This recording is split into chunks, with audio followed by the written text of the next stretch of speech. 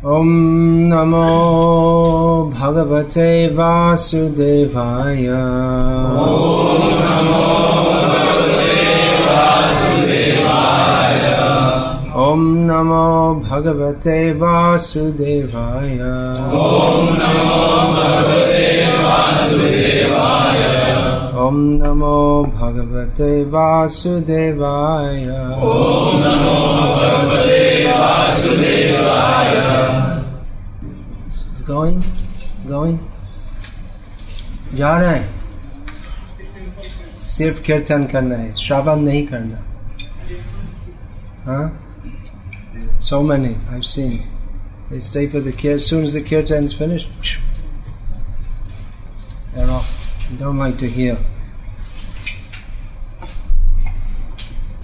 Only singing, no hearing.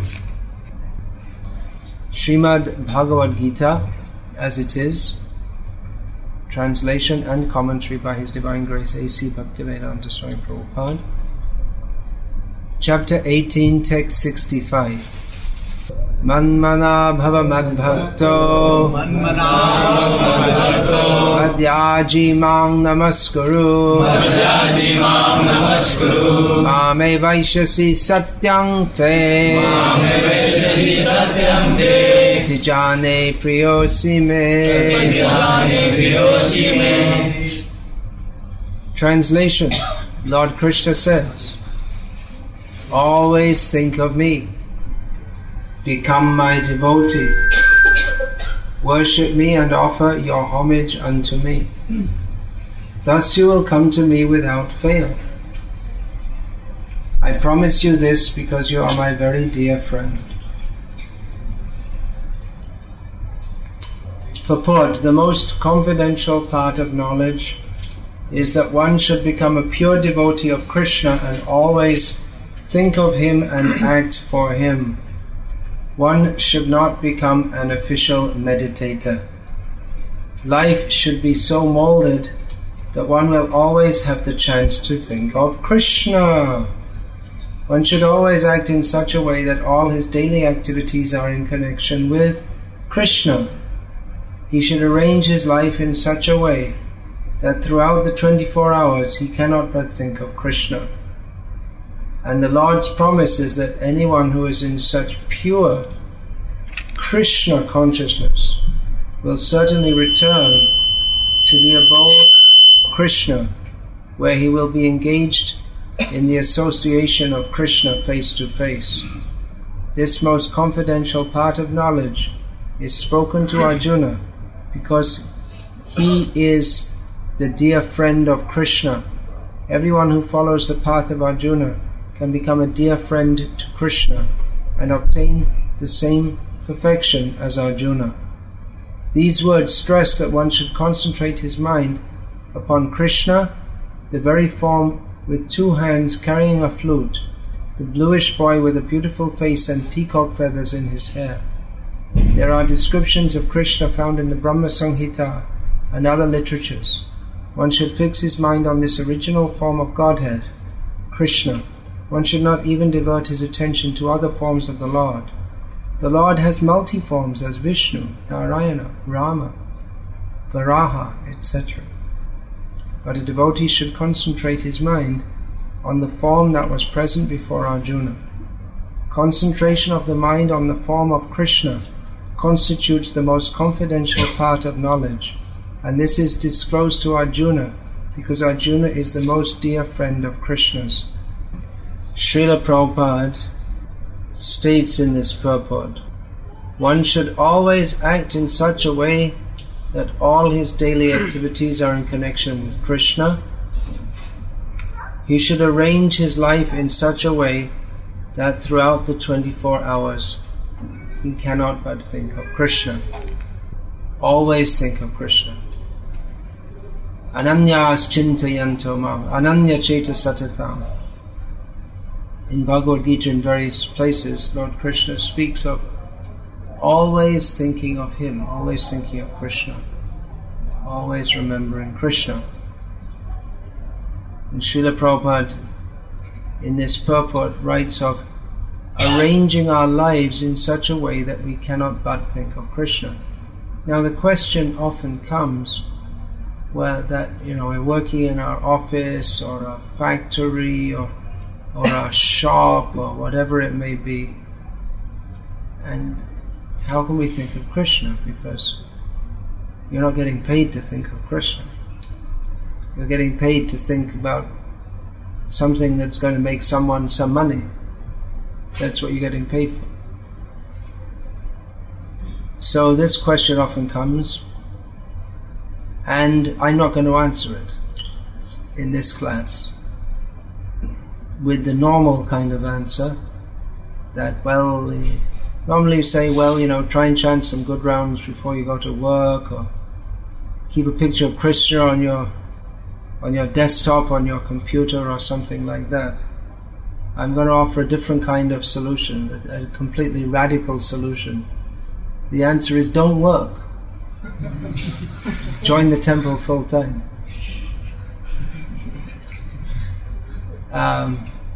It's possible for some of you, those of you who are not yet committed to becoming the dedicated servant, giving mind, body and words to Microsoft or Infosys or something like this. If you haven't already become the almost, it seems, eternal servant of Bill Gates or Narayan Murthy or someone like this, then you could conceivably start acting as the eternal servant of Krishna, which is what Krishna recommends in Bhagavad-gita. It may be surprising to some, but Lord Chaitanya didn't say, Jive Surup Hoy, Bill Gates Nityadas. He didn't say, Jive Surup Hoy, money, family, society, prestige, fashion, kadas. He didn't say that. He said, Jive Surup Hoy, Krishna Nityadas. So, as many of you are as yet uncommitted youth, as yet uncommitted means you haven't signed a contract to give your body, mind and soul to some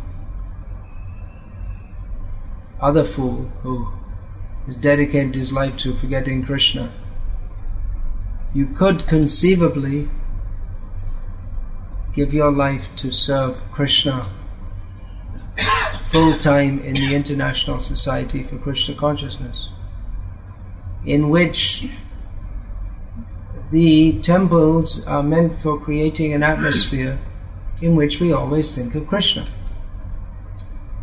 Now, for those who are already married and committed to family life, well, you have to make the best of a bad bargain. You have to do the best you can, and we've discussed this many times. It certainly is very difficult to remember Krishna in the workplace. But those who are not yet committed that way can consider the option of serving Krishna full time, because just as the workplace is geared toward everyone should work hard to make the company make more money, that's what it's for. Sometimes they pretend that the company is actually meant to benefit human society, and we're here to, the customer is our most important person. It's all what's called BS. That's a vulgar American term. It means bull's dung, or crap, or it's nonsense. They pretend, they say our company in our company the most important person is the customer. It's rubbish. The most important person is the owner of the company. The customer is important because they want to take money out of him. They tell all these things like in the company how, good dealings and 7 habits and be nice to one. But basically everyone is envious of everyone else, and everyone wants to make more money than everyone else, and the person on top, however, they'll offer you, in the company they'll offer you this benefit, swimming pool, insurance, pension, this, that. But basically they want to screw as much money out, they want to get as much out of you as they possibly can. And they just pretend that they're being nice to you, because if they don't, they'll lose their capable staff to some other company. They don't care about you. It's just a show. They pretend. Everyone in the material world, everyone's out for themselves. Whereas in the Krishna conscious movement, the idea is that here everyone is here to cooperate, to serve Krishna. And at least if we follow the guidelines given by Srila Prabhupada, then you see in our temples there'll always be some sound recording of Srila Prabhupada singing or speaking, and Srila Prabhupada only sings and speaks of Krishna. So definitely we'll think of Krishna by hearing Srila Prabhupada. And early morning rising, there was one conversation, one person was saying to Srila Prabhupada that I have a lot of difficulty rising early in the morning, what should I do? Prabhupada said, come and join us, we'll get you up. That's the solution. And then right from like 4:15 in the morning, Mangal Arati, or whatever time they hold it, 4:50. In Moscow they hold it at 4 o'clock in the morning. In some places 4:15, 4:30. One temple I was in recently, 4:45. Other places 5 o'clock. Not usually later than 5 o'clock. So early start. And then all morning just hearing and chanting about Krishna. And in the daytime, those who are residing in the ashram, there are various duties to perform, but it's all centered on remembering Krishna, directly centered. So the mat, what is that?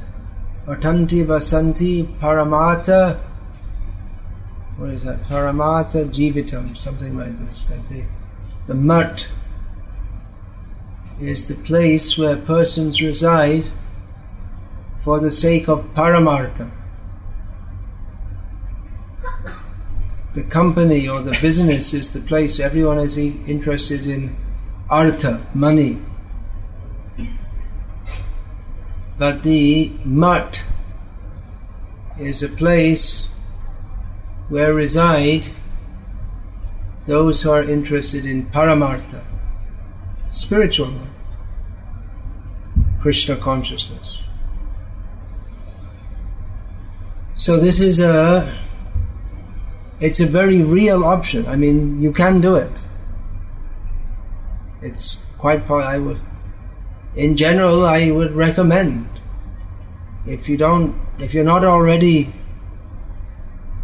stuck in some materialistic endeavor, then take to Krishna conscious full time. Now we don't want to totally discourage those who are working and in family life. You can also be Krishna conscious in that situation. But obviously, the situation where one doesn't have family encumbrances and one's all effort is geared towards serving Krishna and hearing and chanting about Krishna, that's obviously a more favorable condition for remembering Krishna than spending most of your life associating with people who are not devotees and who don't want you to hear and chant about Krishna, and they'll probably get upset if you hear and chant about Krishna. In the temple, if you talk about materialistic subjects, you're chewing your fingers, just putting them on your mouth. What shall I do?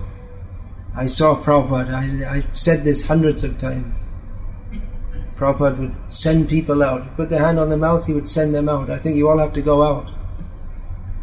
You have to wash your hands. Everyone has this bad habit of putting their hand on their mouth. So, yeah, in the temple, if we may have the temple, we're only supposed to hear and chant about Krishna. I remember shortly after I joined the temple in London, in England, that I wasn't thinking, and just blankly in my mind, some song came into my mind that from my pre-temple days, and I started singing it. And someone immediately stopped me. You shouldn't sing that here. I said, oh yeah, that's right, yeah. Okay, right. Whereas if in a non-devotee situation, if you start singing Hare Krishna in the office, they'll say, what are you doing? Do that one more time and you'll lose your job. It's a severe offense. So the atmosphere in the temple is supposed to be that everyone is coming to serve Krishna. So it's a favorable situation for remembering Krishna. So that's it. That's my recommendation. Now many people may tell you, no, don't do that. You have to support, you see, your mother, your father, your sister, your dog, your cat, and your auntie, and your uncle, and your cousins, and your friends, and your country, and the list goes on and on and on. What about the future? Well, that's the whole point. What about the future? What about your future? Who will look after you in your old age? There are millions of objections. Why we shouldn't join the temple? Why we should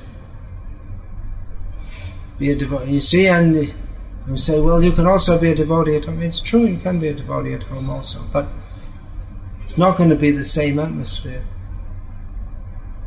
Now you may say, well, I've heard that sometimes people join ISKCON and they don't get properly treated. You see, sometimes people mistreat them. And the atmosphere in the temple, maybe it's not like that. You see, they tell you they want you to serve Krishna, but actually they're just exploiting you. They make you work hard. They make you get up early in the morning and work hard, and they don't pay you anything. And if you are working, you could earn lots of money. So you might think like that, and it may be too, because, well, in some ways, in the business, in some ways, it's more clear. Everyone's there to earn money. It's very clear. No one's there for spiritual life. I saw some book. I was just recently in America, and they were talking about spirituality in the working place. And they were talking about, well, how people, now we've realized how we have to be nice to each other in the way, it's not spirituality, it's just not being such a bastard, just pretending to be nice or something. Not being openly nasty, but just pretend, like I say, that you can't actually be nice to each other when the business is the modern business is based on exploitation. So this whole idea that we'll be nice to each other, and it doesn't work. Even these people who make these There are people who have made billions of dollars. This Stephen Covey made billions of dollars by telling everyone how to be nice to each other at work. But then in his own company they have all the same problems as other companies have, because it's all based on exploitation. So we can expect that in the company. Everyone's there to make money, and they're pretty much focused on that, but there's exploitation and politics, office politics, this, that and the other. One devotee he just returned from America.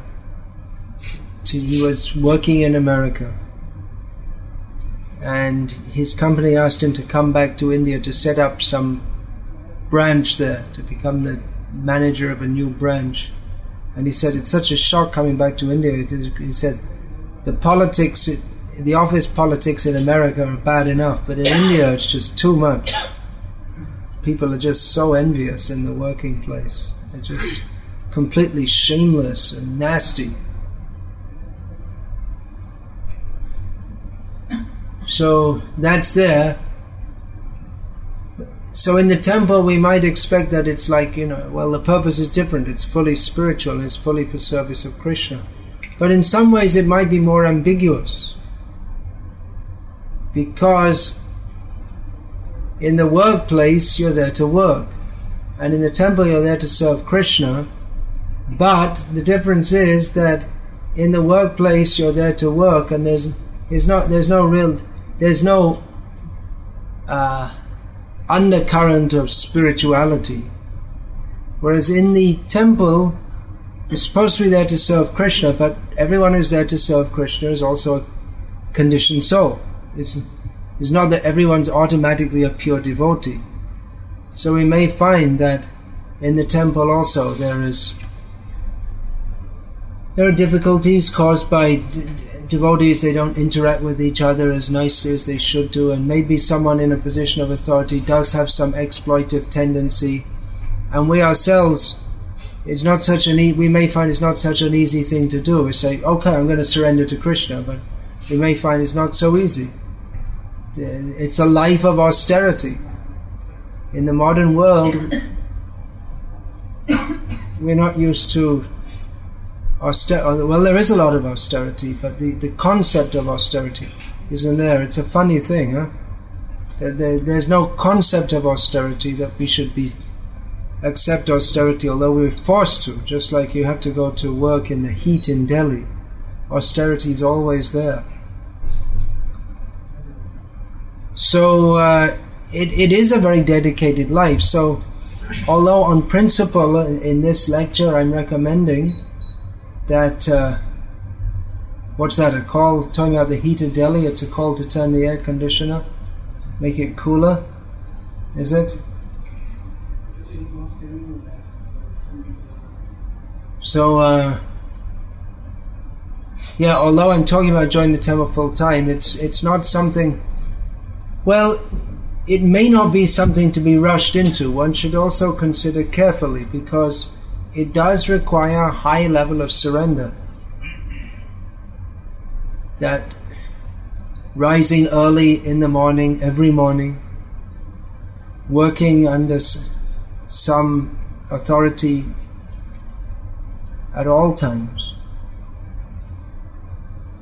So there is a lot of, it's a different mode of life altogether from that which we may have been used to.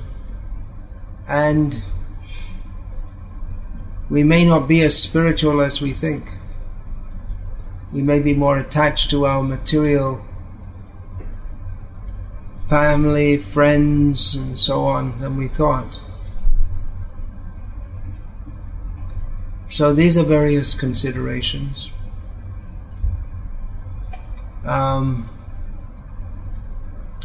In some ways life can be rough in ISKCON. I mean, I'm talking about on the inside. Sometimes it may happen that others will mistreat you, and probably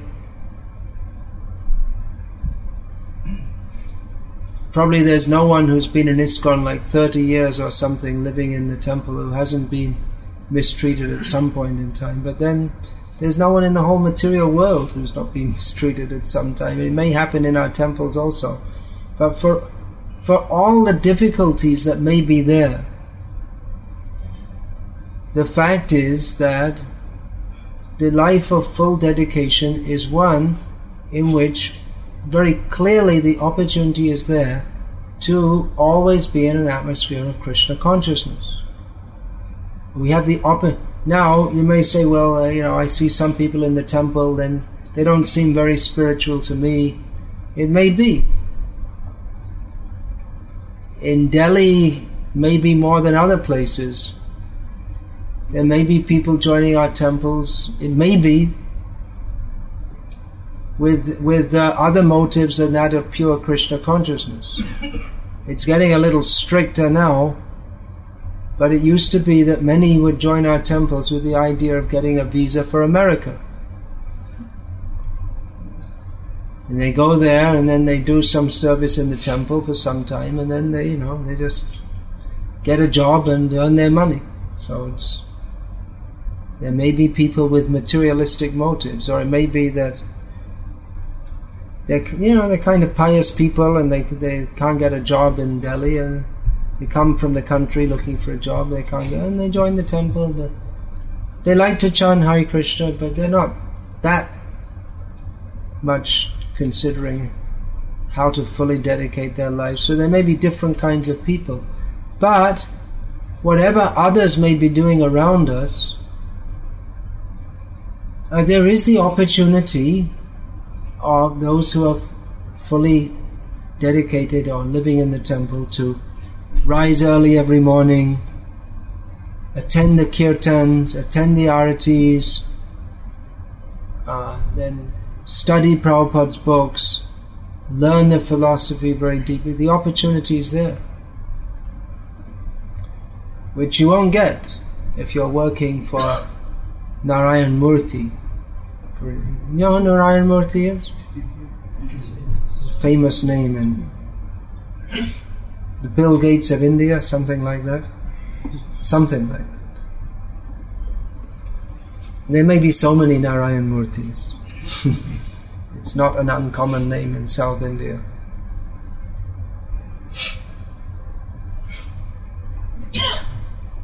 There are so many big names of Indian industry. The Tatas and the Bialas are kind of there like in the past somewhat. Hindujas and so many.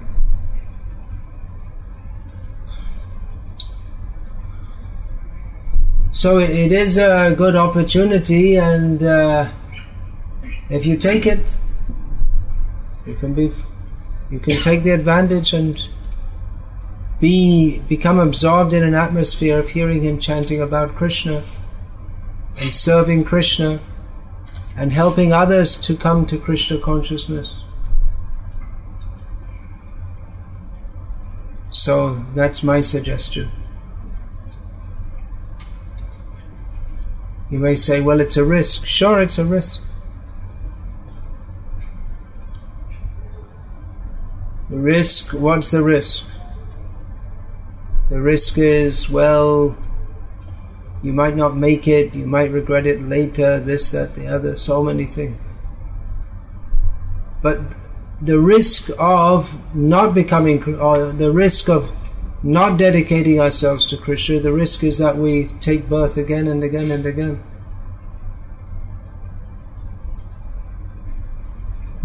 I was just speaking to one devotee who's been in the movement, I guess, almost 20 years now. Brahmachari. Comes from a wealthy family, actually. So he was telling me that he feels, some time ago he was telling me, well, he feels he'd been badly treated in our society, although actually I don't think he's been that badly treated. It's also a matter of our mentality, but then this time when I met him, he said that, well, actually, if I consider it, it's, it may be tough times. Sometimes then you may come across someone doesn't behave with you properly inside the movement or something like that. But on the whole, it's still so much better than just having to spend all your life working for among materialistic people. And despite all the difficulty, you see there may be some people who don't behave properly, but then again, he was telling me there are so many sincere devotees. And it is a wonderful opportunity that every day we can get up and we start our day every day with just absorption in hearing and chanting about Krishna. Shri Gurvashtakam etaduchai brahme mahurte patati prayatna tameva vrindavananata sakshat sevaiva labhya janatoshanaiva. It says that Vishwanath Chakravarti Thakur, who has composed the Gurvashtak prayers, which we sing in Mangalati, Samsara Davana Lalita Loka, he's giving the blessing that anyone who loudly sings Shri Gurvashtakam etad uchai Brahma Muhurte, during the Brahma Muhurta, Patati Prayatnat, who recites them very carefully, so loudly and carefully during Brahma Muhurta. Who does that? Tameva Vrindavananatha Sakshad Sevaiva Labhya. They will attain the direct service of Vrindavananatha, Krishna in Vrindavan, Janatoshana, after leaving this body. Well, that's a great opportunity, isn't it? You can do that at home also, but what I generally see is that, grihastas, they're working hard and they come home late and they get up late and they miss Brahma Muhurta. It's a great opportunity. It's actually a very wonderful way to start the day. Every morning, so nice. And then the whole day, associating with devotees, discussing the philosophy of Bhagavad-gita, and job satisfaction. Hard work, long hours, no pay. We can offer you a job. You're looking for a job? We've got the job for you. Hard work, long hours, no pay, but job satisfaction. The satisfaction of serving Krishna. No holidays. 7 days a week.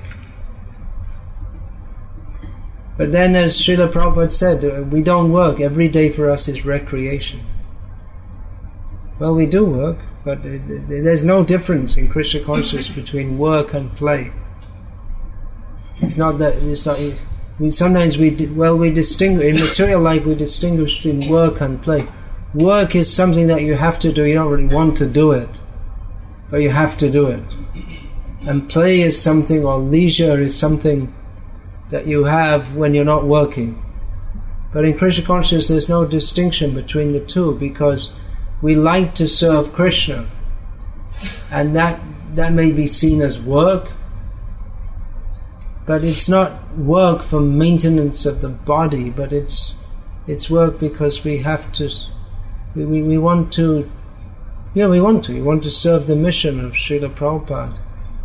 In some temples I've seen, in one temple I saw in the West, they have some standards for temple resident devotees, and it says you have to do at least 40 hours service a week. So what's this? It should be what is that? 168 hours a week. 7 times, is that right? 7 times 24? Yes. So it's all the time. It's not that someone comes and says, "Hey, we've got some service. There's the devotee who's supposed to wash the dishes fell sick. Could you wash the dishes?" Said, "No, I already did 40 hours this week." That's not devotional service. They're always ready to perform service happily. So it's a different atmosphere altogether, and one who dedicates like that, then they get the advantage of hearing and chanting about and remembering Krishna at all times. Now, up to now I've been talking about the benefits that you can get. But another thing to consider on a higher level altogether is that the whole world is going to hell by forgetting Krishna. Everyone is suffering. So, those who dedicate their lives in serving Krishna fully, they can help others in the best possible way.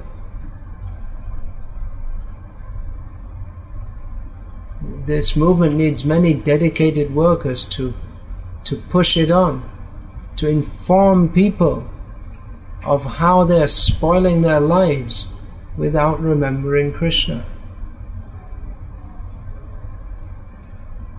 So you may say, well, what if you join and after some time you don't want to, you see, and then you'll have spoiled your career. Well, what's important, serving Krishna or career? Maybe, it may happen. Some people join full time and then again they go back. But that time you spend full time, there's no substitute for that. I mean, the benefit you get from doing, the spiritual benefit you get from doing that is incomparable. So, it depends what your priorities are. I mean, the thing is that anyway we should just join and not think of going back. We think that, alright, now I join, so let me just serve Krishna. I spent so many lives serving my, in each life you get, what is that? Prati janme janme shabe mata pita pai. Krishna Guru nahe mili bhaja hoiyai. In every life you get a father and a mother. The cat has a father and a mother. The dog has a father and a mother. The camel has a father and a mother. But only in the human life can you get the opportunity to serve Guru and Krishna. So having got that opportunity, we should take it to heart. So we spend so many lives serving Maya, so why not give this one life to Krishna? What does it matter? Your career isn't so good. I don't know. I don't know why people are so much attached to their career and this and that. Generally, the higher you go in the career, the more chance you have of having a heart attack. Seems like that. There's more stress and better maybe don't have a good career. It's probably better for health. But even that, you say, well, your health, but even it doesn't matter what your health is, you're going to die anyway. So people are so obsessed with their health. In America, it's ridiculous. Everyone's always thinking about their health and this medicine and that medicine, and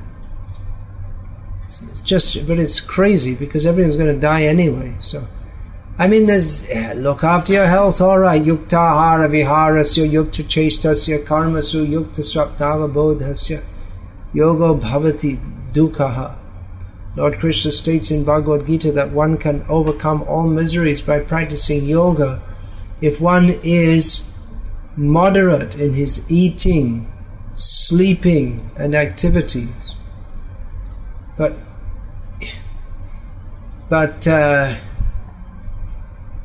you just can't do everything all the time just thinking about your health. Because anyway, like I say, the body's going to die anyway at some point in time, so it doesn't matter how healthy you are, you're going to die anyway. So in serving Krishna, sometimes there'll be some strain for the body. There'll be some strain for the body, and there certainly is in modern life. That's why people are getting heart attacks. Well, it's not just mental stress, it's because of their whole way of life, and they're working late nights and all this kind of things.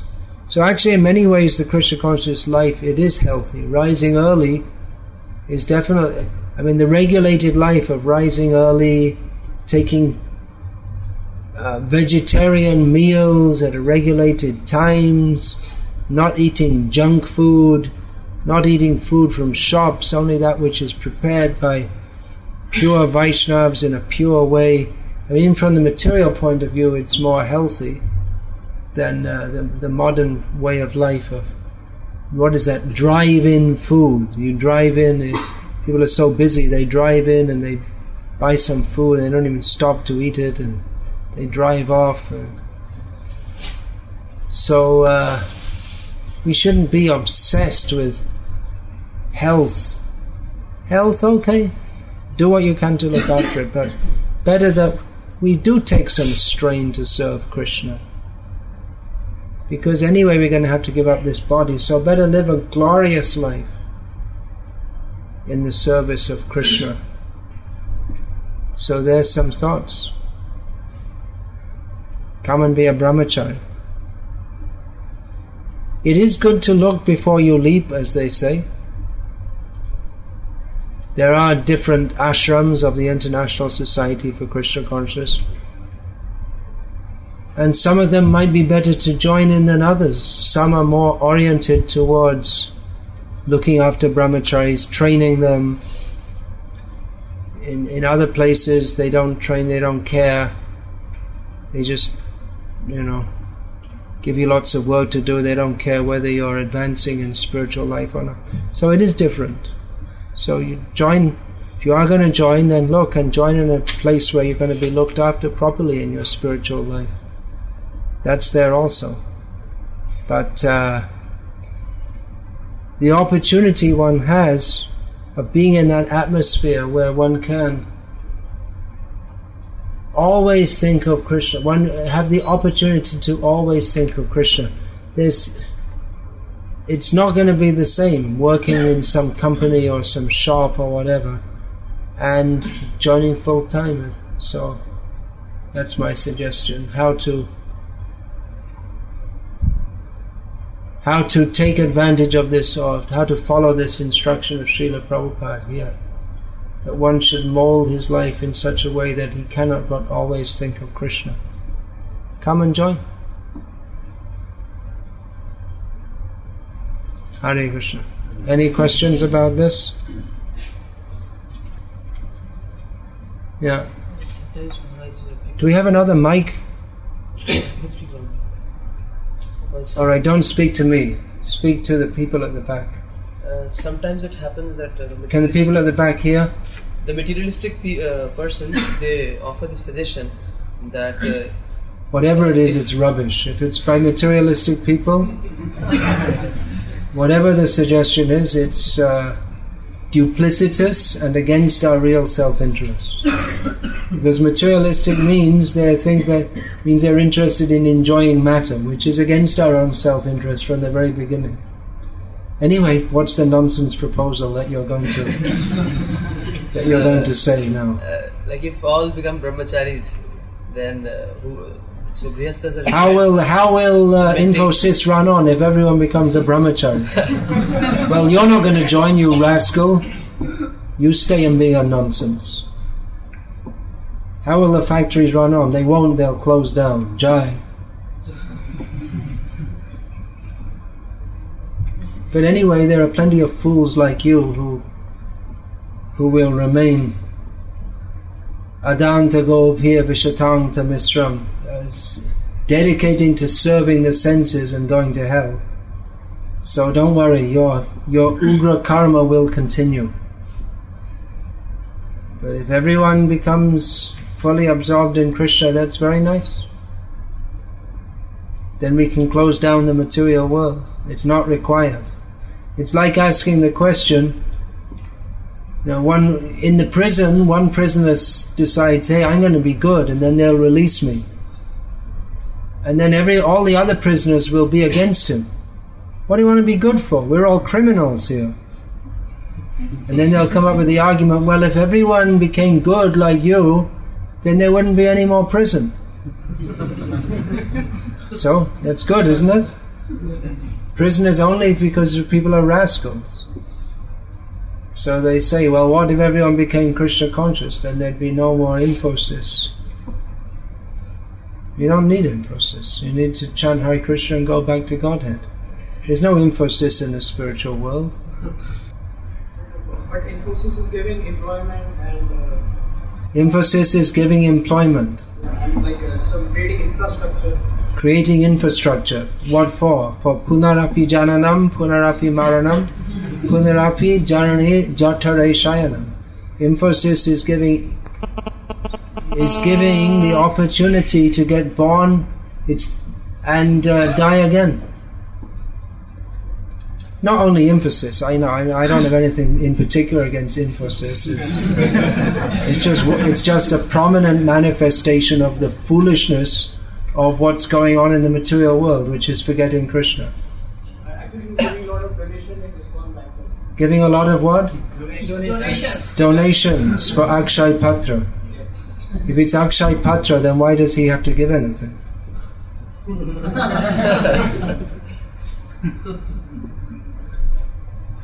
Akshay Patra means Krishna fills it up. That's alright, let him give. But we're not it's just like, you see, previously in England, in the prisons, the prisoners used to make sacks. You know what a sack is? Post office sacks. So they carry the letters in big sacks. So if someone says that now all the prisoners are becoming good, that's a big problem, because no one's going to make any post office sacks anymore. So it's a good idea that people we should encourage people to become criminals, otherwise the post office will run out of sacks. Is it good logic? The post office can get its sack from somewhere else. You don't need a criminal in the prison to make it. So ISKCON isn't relying upon Infosys or its donations or Krishna consciousness. Is not, we don't find in Bhagavad-gita as it is that Lord Krishna says that,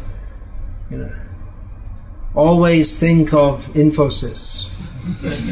We don't find any such thing.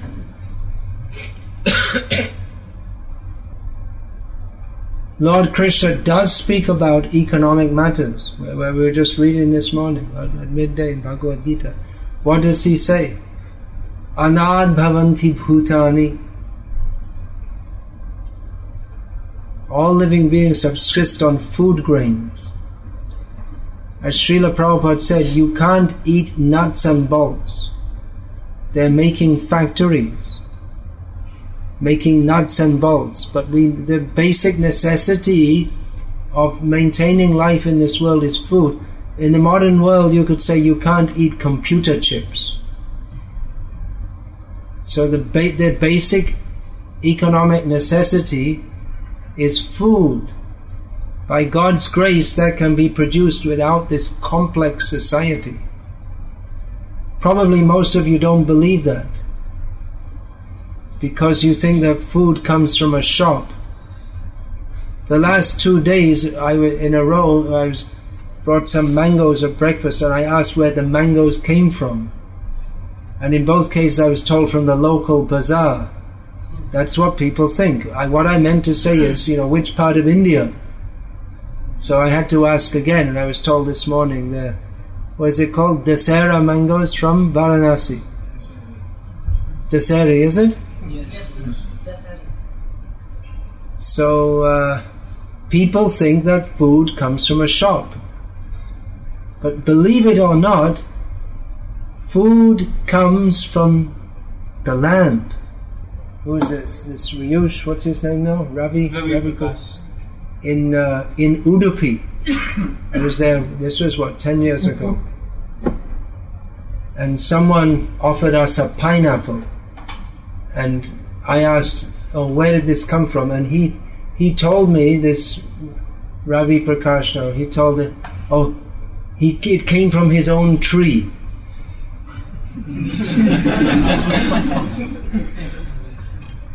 He lives in a city. He doesn't know that pineapples don't grow on trees. He's never seen a pineapple growing. Who's seen pineapples growing? Probably none of you. If you come from maybe in Himachal, where? I'm coming from Bihar. From Bihar. They have the pineapple? But It's a bit hot, isn't it? I was studying in Maharashtra, so In Maharashtra, in the hill areas, they grow pineapples? Yes. Yeah, they grow on hills. You little high, you should not be very hot. Tripura, so many pineapples. Sylhet district of Bangladesh. If it's hilly area, it's good. And they just grow in the ground, that's all. What kind of tree do peanuts come from? Anyone ever seen a peanut tree? They grow on the ground. It's not. Most nuts grow on trees. You don't know. You think that food comes from a bazaar. Actually, it comes from Krishna, by Krishna's arrangement. You don't know. So this is growing food. That is the basic necessity of human society. Computer chips, believe it or not, computer chips, electricity, you can live without electricity. Now you might find this more difficult to believe, that just like if some people have difficulty to believe that there's God. But it seems they have more difficulty to believe that you can live without electricity. How could? Well, just for your information, most of the human race, for most of the history of the human race, people lived without electric appliances. You may say, well, that's primitive.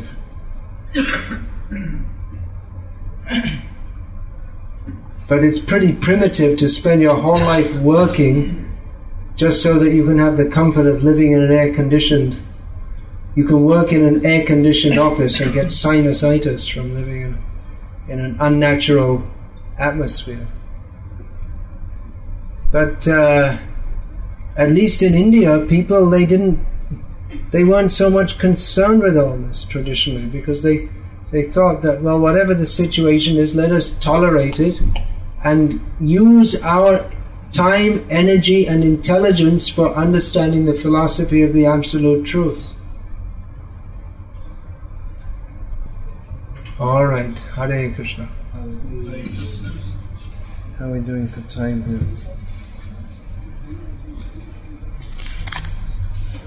People think that they're very civilized in the modern age.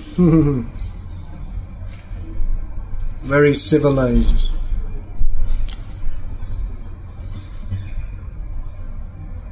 While they're eating meat and they think they're very civilized, but they can't tolerate if there's a little difficulty. They become so disturbed. If the electricity goes off for half an hour, people become so disturbed. Isn't it more civilized that if you can tolerate difficulties, that's a sign of a higher consciousness, isn't it? Is it more civilized to work like an ass so that you can have air conditioning in your office? Or is it more civilized to not bother to work in such a complicated way so you can have time for cultivating and contemplating spiritual knowledge so that you're not disturbed when it's very hot? You just tolerate. Tangs titikshasva bharata. Simply tolerate, which is actually a symptom of higher consciousness. People think that more civilized is to have more physical comforts.